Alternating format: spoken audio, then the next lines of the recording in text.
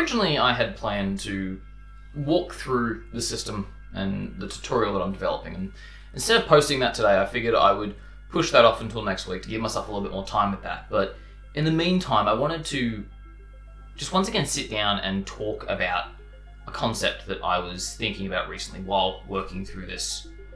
So previously I've talked about the idea of identity and the actions that you take being so tightly tied to the concept of what your identity is. And throughout my life, I've always had this imposter syndrome in everything I do. There is a benefit to it in that it makes me work harder to reach the level in which I think it's somewhat necessary, which for most people could also be far in the extreme of what is actually needed. One of the stories I always think about when I'm thinking about this is that when I was teaching at university, I was, after one of the classes, just sitting with a few students, talking back and forth about their work and whatnot, plans for the future. And the concept of teaching online, making my own courses, selling them online, came up. And my response was, I would, but I don't think that I am at the point where I can. Immediately one of them went, what do you mean? You are literally teaching at a university. And it was this slap in the face, because they were right. I was waiting for a permission to do the thing that I was already doing, just in a different format. And it reminds me that it may be my creative artist trying to have everything perfect, but I am always the person that forgets to jump. They want to get somewhere, but they don't take that extra step to get there. And as part of that, I've always tried to, when looking at these sorts of systems that I'm making, integrate that identity aspect. The idea that I can make a character that can do those things. Now, I've talked about identity in the past. Feel free to go watch those. I'll probably make more videos in the future about it as well, but right now, I just want to kind of drill down on the concept that when we're making an identity, it feels odd. Now, whether or not that is the identity that you assume in your day-to-day life, the one you do at your work, wherever it is, we each have different identities, different masks that we put on.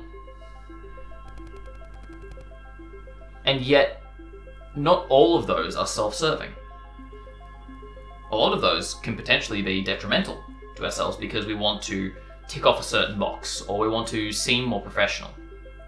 In the past couple of years, I've definitely gotten better at accepting myself for who I am. I find myself being a lot more just authentic. Some call it silly, stupid, whatever it is. But I find so much more joy in that. And I'm playing around with that concept now with this tutorial and the idea that I realize a lot of people who are going to be getting this are going to be playing around with it in the sense that they are already on that path to optimizing their life or trying to improve their life using video games and all this. But I wonder how many of them are like me in the sense that they are using identities that are not self-serving. They're using identities that are given to them based on the society that has put the pressure on them to do certain things.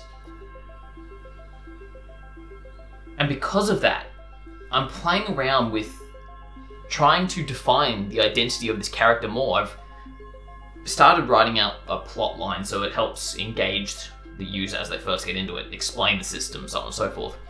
But one of the key aspects is telling the story of their hero. The hero that is going to be the character that they're using to do their daily habits and whatnot. But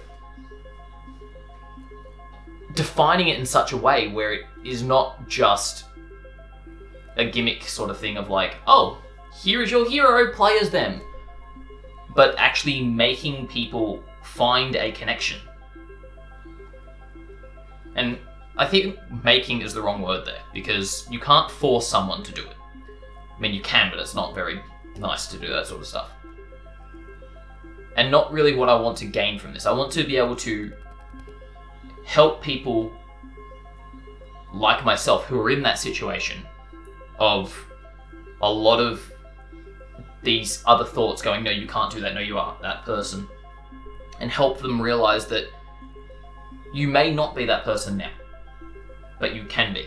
You can become the person who does X, Y, and Z. So finding that balance of how to stimulate that thought without feeling like I'm pressuring someone into doing something. I, for one, know that I am really trying to refine these quote-unquote characters so that when I'm making my one, I can have it so that it is this character that is somewhat distant to me, but is not. Again, if you really want to go into this sort of stuff, then I recommend reading The Alter Identity or Alter Ego Effect. It's a brilliant study about how a lot of top performers and whatnot have this alter ego that they assume in order to perform the things they want to do. And yeah, I'm trying to find that balance for me. It's an interesting one. So going forward, if you're looking at this system, you may see elements that feel much more like you are creating a video game character than you are just going, oh, here is my tasks. Because that's what I want, which is also in contrast to my last video of saying that I'm designing for the end user. Because that end user is me, in a sense. I realize that there are going to be a lot of people who use this who are nothing like me, but primarily I want to create this sort of thing as something that I would want to use, but also something that me 5-10 years ago would need to use. And if they had that, how far they would have gone. So, yeah, just a little update that's trying to explain where my head's at right now. And explain the actions going forward of really focusing in on that story and creating that identity that integrates the person using it with the greater cause. Because after I've done the tutorial, I'm going to actually be reworking all of the enemy system, because right now it's kind of just like, oh, here's a picture of an enemy.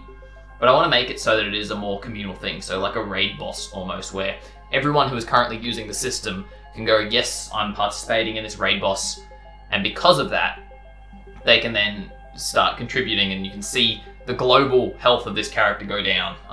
But again, that's something I'm still figuring out how it all works. But yeah, just another little update. Seeing that I promised to make 2 videos a week, I figured I enjoyed the last one where I was sharing my thoughts, so I would try another one of those, see if it works.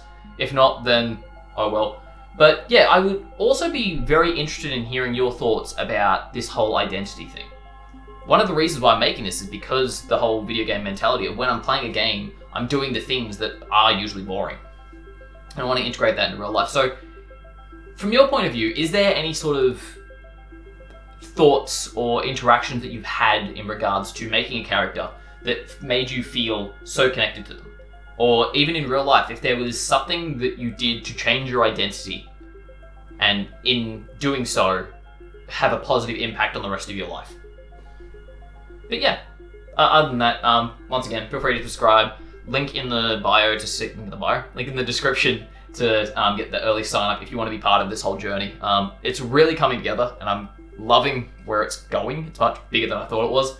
And yeah, hopefully it will be soon ready to actually share with you all. But yeah, thank you again for coming to watch these ramblings of mine and see the behind the scenes of all this, and I look forward to seeing what we do next.